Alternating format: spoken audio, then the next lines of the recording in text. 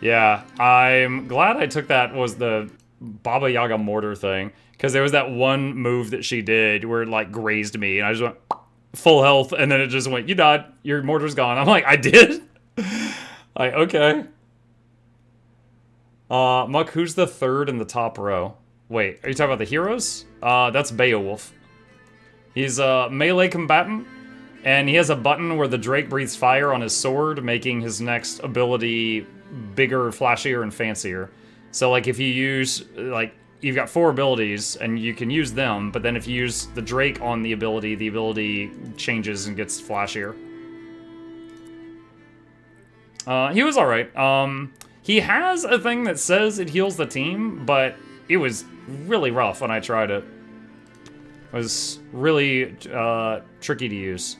Yeah, so I did unlock the perfect copy thing. During the so basically during the when he's transformed for 20 seconds, he takes another random hero's abilities. Random. And all of them are epic quality. Like all of their basic traits are epic quality.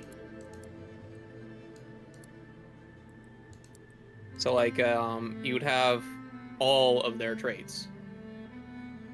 Probably up until like level 3. I wonder how that works for Scarlet. Do you get wolf form or human form? Not sure. Probably the ability to switch because you have all the traits.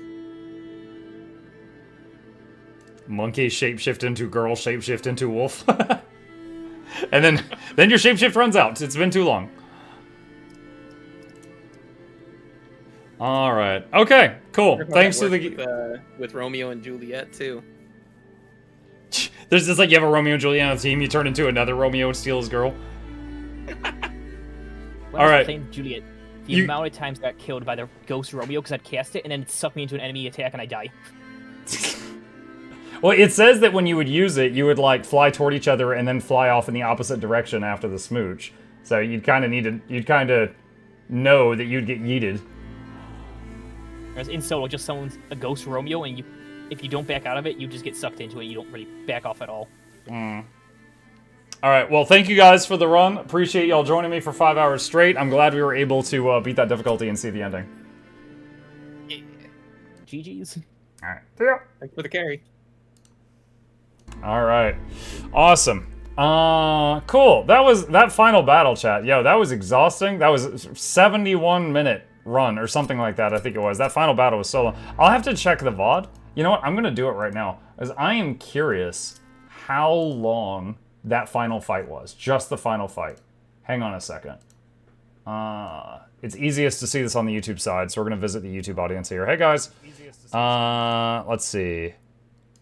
All right, so here's this. All right, this is technically part of that fight. Let's see. Tentacle. No, not that. Okay, so let's see. Here. That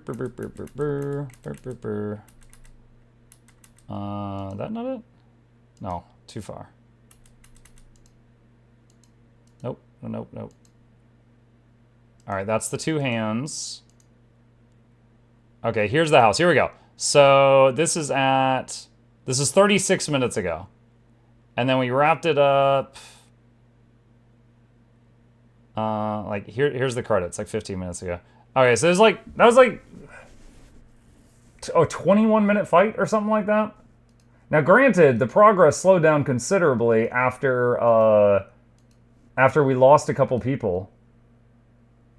But yeah, that was a long fight. That was a long fight. One thing, chat. Let me share something here about her. If you watch right here, watch. There, see that? That is the cooldown of my heal teleport. I could only see whether or not, like, I can only see the progress of this cooldown when I switch stances. That was a tiny bit frustrating. So watch, like I teleport, you could see it cooling down, and then I move and I'm blind again. I can't see the progress. So there was a lot of times where I would just like go to like try to heal, I would change stance, and it wasn't up yet, and I couldn't see. It was kind of like with Engineer in Guild Wars 2, it's like you can't see the cooldown of one of your abilities in the kit without equipping the kit. It was like that constantly. So it was I just had to get like a feel for the cooldown. Yeah, we know Mike doesn't like to hear. Wait, what? We were just padding your stream time to 9. Yeah, that was it. Anyway, yeah, this right here. So usually when we finish a game, and we did just hit the closing credits, we kind of do like a little review thing, and I kind of want to do that now. And then if we play this again in the future, great. But if not, you know, I want to get this done right now. So Ravenswatch. What did I think of this game? Pretty cool game overall. Let's go over the bit-by-bit stuff, all right? Graphics, gorgeous. Graphics are great. I love the art style. Very, you know, kind of Curse of the Dead Gods mixed with, you know, something else. It looked pretty nice. Totally happy with it. The abilities all look cool. The special effects, the monsters, the characters that you could play, they all look pretty neat.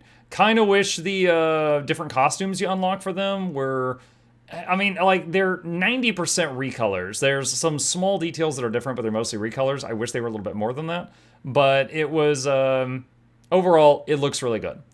Audio. Again, really good. The siren story thing, especially awesome, right? The siren when she would sing her story. And before that, we had played a brief amount of what was it? Each of the other characters. And so when we heard the little story bits from them, we did not, you know, it wasn't that cool. It wasn't that cool. Beowulf read his tales in rhyme. Yeah, I hated it. I wasn't a fan of it, but you know, that's just a personal taste thing. That's just personal taste. But yeah, like her singing that stuff, I liked her character even more. But at the same time, I felt the amount of story in this game was severely lacking. It almost felt like I was playing Soulstone Survivors, which has no story at all. You just, you know, unga bunga, have fun. And that's fine. You know, the game doesn't have to have story, but it's like, so many people told me that this is, you know, oh yeah, it's like Hades. And it's not at all. Hades had a massive story aspect to it, and this had basically none. Which is fine. It's not that kind of game, but I feel like it's important to point that out. Like, the story in this game is like the story in V Rising, basically non-existent. There's a little bit where, you know, at the during the little like lore screens. That's it. There's a bit of story at lore screens, that's all.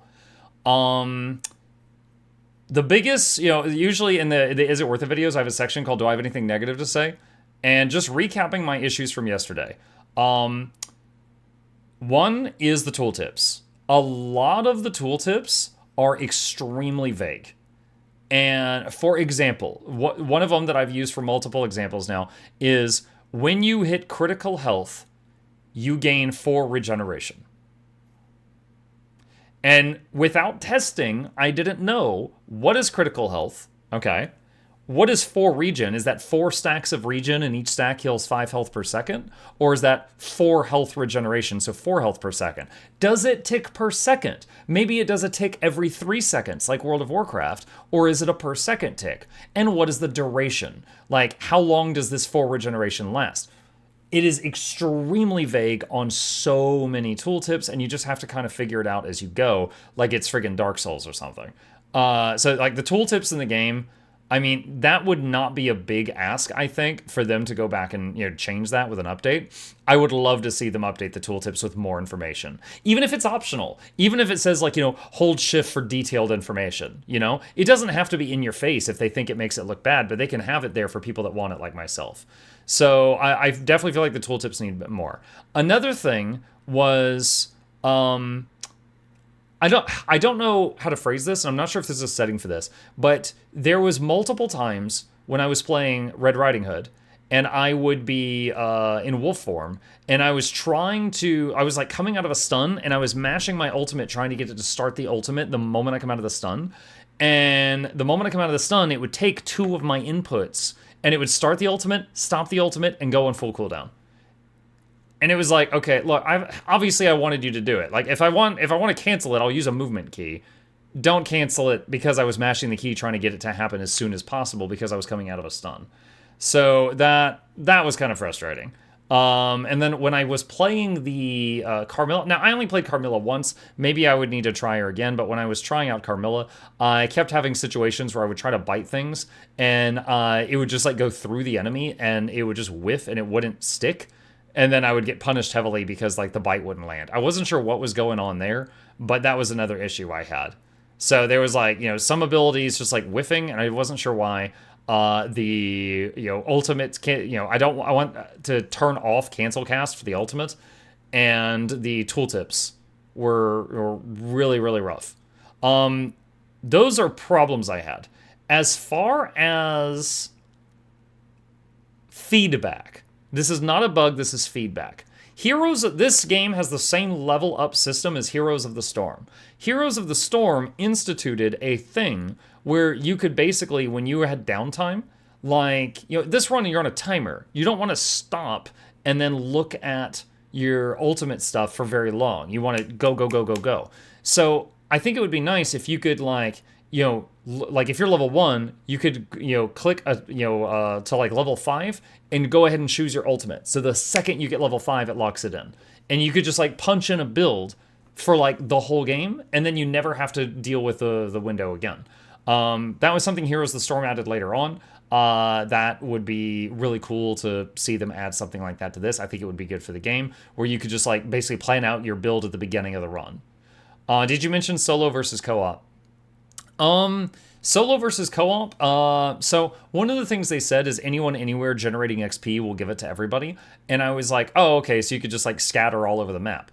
However, the mobs are all much tougher. So very quickly it was like, oh guys, this is a huge problem. We need to group up. And so Red Riding Hood was a rebel. She kept running off like all over the place. But the other members were staying mostly together with me. And it felt like if we weren't together, killing stuff took so long. It took a very long time. So that, and that's fine. I'm just letting you know. If you're playing co-op, largely you need to stay together so that you can, take out the mobs, which have much inflated health pools. Stone of the Heroes, like Pied Piper, has ultimates that refund part of their cooldown if you cancel them early. That's why mashing the button does that. Gotcha. Yeah, I had one moment where, like, I was on, what's her name? When I was on, Melusine, where I started the channel for the Wisp thing and immediately interrupted it, and it went on a 9-second cooldown. But then there was the moment with Red Riding Hood where I started, like, the roar attack with the wolf, and immediately interrupted it by mistake, and it went on, like, full cooldown. And then I was just, like, super bothered by that. Let's see. Unfortunately, Scarlet's Breath attack does not. Yeah. And again, so that was a source of frustration. Like, it is because of that I was like, okay, next hero, and I just went on to the next one. But overall, it was fun. It was a fun game, but at this point, I do already feel like I've seen the whole thing. I don't know that I'm going to play it again in the near future, unless I just really get an itch to do so, because of, we've seen all the characters. I've found the one I like. I've played it. We've cleared it until the credits, and there's really hardly any story to see other than, one more lore page from Melusine, which I could like go onto YouTube and see if I really want to. There are more characters in the future, which might make me revisit the game if there's more in the future. But game had good music. It did. Yes, the game had very good music. We didn't mention that. It does have very good music. But yeah, it was enjoyable. I'm glad you guys bullied me into trying out the multiplayer, because we got to see. It's very much a game that's like more than the sum of its parts, right? It was very exciting. It kind of had the same feel as like when you're in a really good dungeon group in an MMO. Well, I say really, really good is, very forgiving, but it felt like being in a decent dungeon group in an MMO where each person has a job, and when you're working together, it feels good. Obviously I took on the job of healing, but still managed to do a sizable amount of damage at the same time. But yeah, it was good. It was good. But yeah, that's where we're going to stop the Ravenswatch here for now, and possibly revisit it in the future.